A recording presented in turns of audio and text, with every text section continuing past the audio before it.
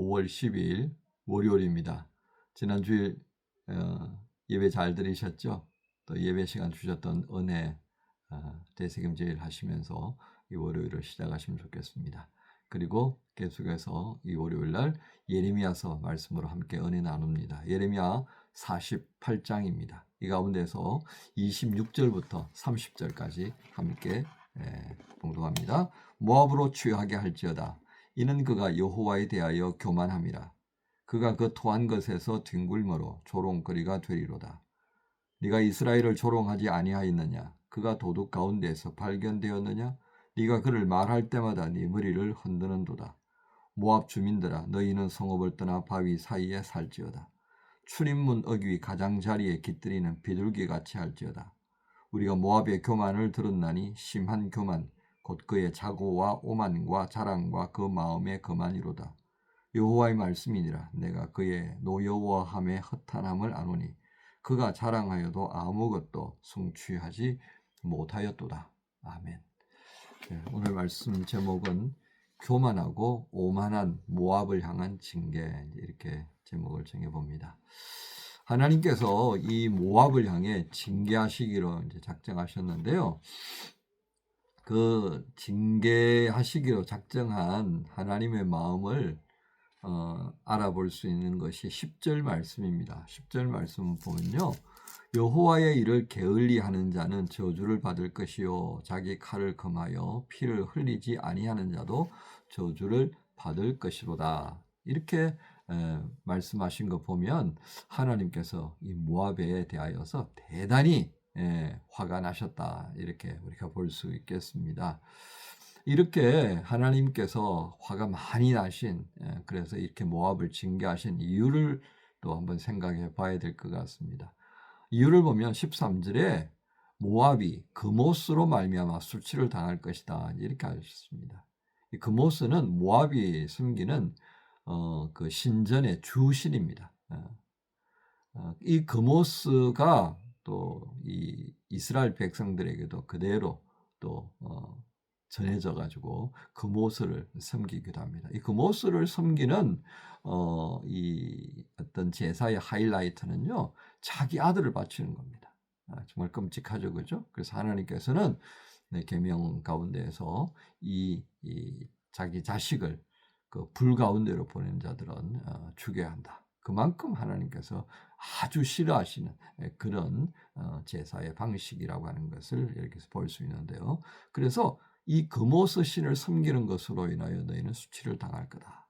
그 다음에 이제 말씀들이 보면 26절에 교만한 부분들을 말씀하시잖아요. 그래서 방금 전에 읽었던 이 말씀 가운데도 29절에 보면 우리가 모압의 교만을 들었나니 심한 교만, 곧 그의 자고와 오만과 자랑과 그 마음의 거만이다. 이렇게 말씀을 하셨습니다. 하나님께서 이러한 부분들을 지적하시는 이유가 있습니다. 하나님께서 어떻게 이 모압이 이렇게 정말 꾸지람만 잔뜩 듣는 존재가 되었을까요? 실상 이 모압 민족은요, 어디로부터 시작되느냐 하면 아브라함의 조카가 되어지는 롯의 후손입니다.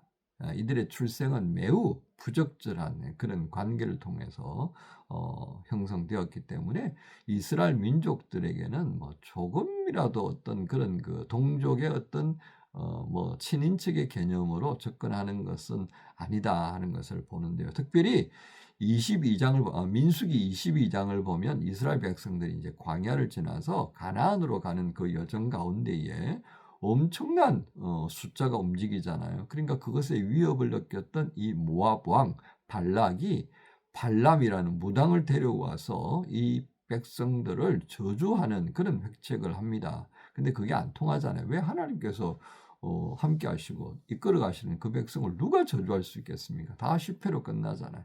그런데 이 발락이요, 무슨 수를 쓰냐면 이 금오스 신의 축제일에 이스라엘 백성들이 오도록 만듭니다. 우리 축제하자, 그죠? 친하게 지내자, 뭐 이러면서. 근데 거기에 넘어갔는데요. 이 신전의 축제, 소위 말하는 우상을 섬기는 축제의 하이라이트는 결국 무엇이겠습니까? 예, 신전에 있는 그 여사제들과 함께 성적인 축제가 이루어지는 겁니다. 그래서 고대 시대 때는요, 성전을 주변으로 해가지고 우상들을 섬기는 그 신전을 중심으로 인하여서 매음굴이 늘 형성되어 있었습니다. 이제 그 행위들이 신에게 축복을 받거나 신의 어떤 그 축복을 기원하는 그런 하나의 과정으로 간주했기 때문에 굉장히 합법적인 그런 성매매가 이루어졌다. 이제 그래도 과언이 아니겠습니다. 바로 거기에 이스라엘 백성이 홀라당 넘어가 버린 거예요. 자, 그런 상황에서 하나님이 진노하셔서 이스라엘 백성에게 연병이라는 이 역병을 내립니다. 그렇게 해서 그날에 죽었던 인원이 24,000명이나 돼요. 참 기가 막히죠, 그죠? 이런 일을 저지른 것이 모압이었습니다. 자, 그러니까 모압과는 늘 편치 않는 관계를 유지했고요. 다윗 시대 때는 이 모압을 정벌하기도 합니다. 자, 이런 시간들을 지나면서요, 이스라엘의 멸망에 있어서 지난 시간에 우리가 블레셋을 향해서 보았습니다만은 블레셋이 이스라엘을 특별히 미워해가지고 막 그냥 공격하고 이런 아주 말살시키려고 하는 정책은 잘 볼 수가 없습니다. 그냥 적대관계, 세력균형 이런 관점에서 우리가 접근할 수 있는데 모압은 민수기 22장에서 보았던 것처럼 이스라엘 백성들을 완전히 깨뜨려 버리려고 하는 그런 출발점을 가지고 있다 하겠습니다. 바로 이런 관점에서 보면 이런 모압의 행위들을 보면 이들이 하나님을 얼마나 우습게 하냐 이 말이죠. 그게 교만하고 오만하고 웃긴다 이거죠. 하나님께서 이스라엘 백성들을 세우시고 이끌어 가시고 제사장 나라로 세우려고 하는 누가 가장 큰 해방자가 돼요? 모압이었다는 겁니다. 그러니까 사탄과 같은 그런 역할들을 하고 있었다 그래도 과언이 아닙니다. 이걸 이제 하나님께서 결코 좌시하지 않는 거죠. 모압은 끊임없이 이렇게 이스라엘을 망하게 하려고 작정하고 덤벼들었다는 것입니다. 앞에서 말씀드렸던 것처럼 발락이 발람을 동원해서 했던 것처럼 음행에 빠지도록 만들었던 그 모든 계획들 이처럼 모압 민족은 그런 시도를 지속했다라고 하는 것입니다. 자, 이런 시점에 하나님께서는 앞서서 이집트를 무너뜨리고 주변의 나라들을 하나씩 무너뜨려가는 그 과정에 있어서 이 모압은 결코 좌시하지 않는다. 그래서 요단 동편 땅에 있던 모압을 그렇게 또 이스라엘이 유다가 무너지기 전에 함께 주저앉게 만드신다는 겁니다. 하지만 하나님께서 또 은혜를 베풉니다. 오늘 우리가 읽지 않았습니다만은 48장 47절에 보면 그러나 내가 마지막 날에 모압의 포로를 돌려보내리라 여호와의 말씀이니라.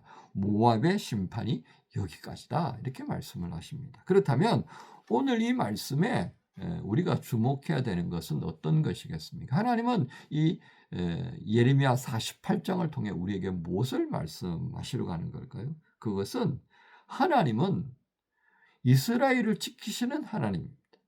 주무시지도 않고 졸지도 않으시는 그 하나님이 계신데 모압은 어떻습니까? 그 하나님을 넘어서 이스라엘 백성들을 넘어뜨리려고 했다는 겁니다.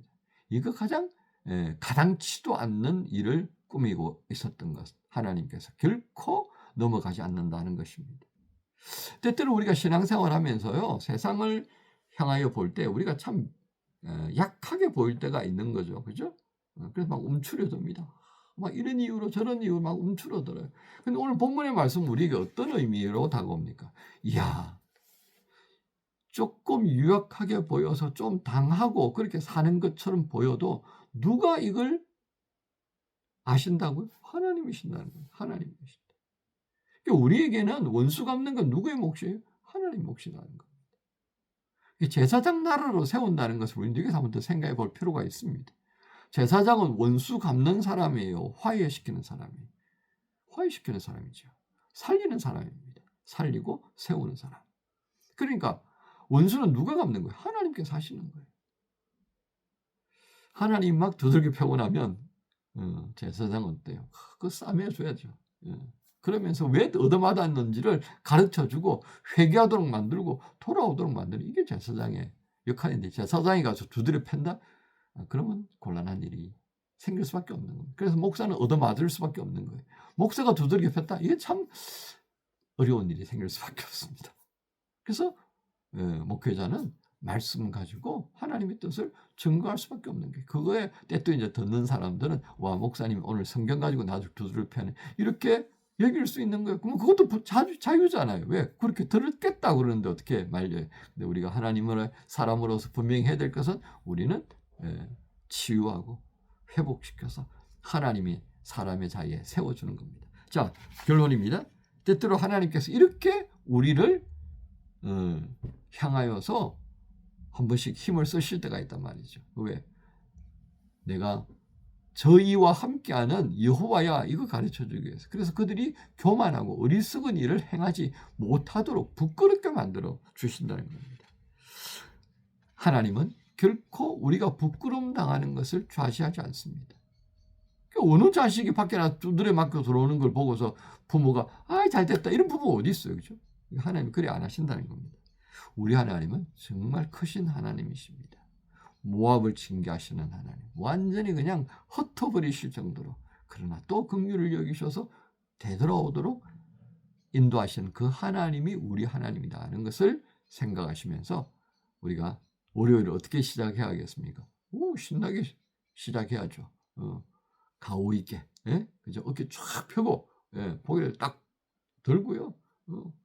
그리고 세상을 향해 당당하게 나가기를 바라시는 것이, 그 하나님의 마음이 있어서 오늘 예레미야 48장의 말씀을 주셨습니다.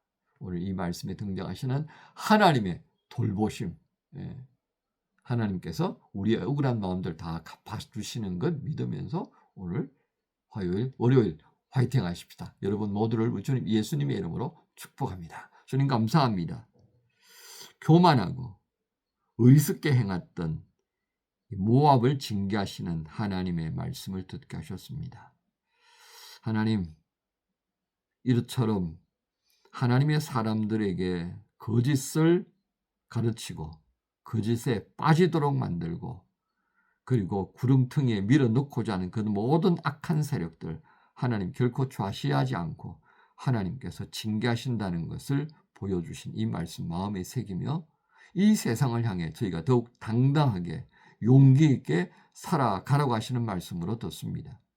주 하나님을 바라보며 이 월요일을 그렇게 시작하기 원합니다. 인도해 주셔서 우리가 믿는 하나님이 얼마나 크신 하나님인지 확인되어지는 월요일 되게 주옵소서. 감사합니다. 예수님 이름으로 기도합니다. 아멘. 어두운 날 다 지나고 그가 빛을 발하리. 쓰러져가는 우리 영혼 주가 붙잡아 주시리.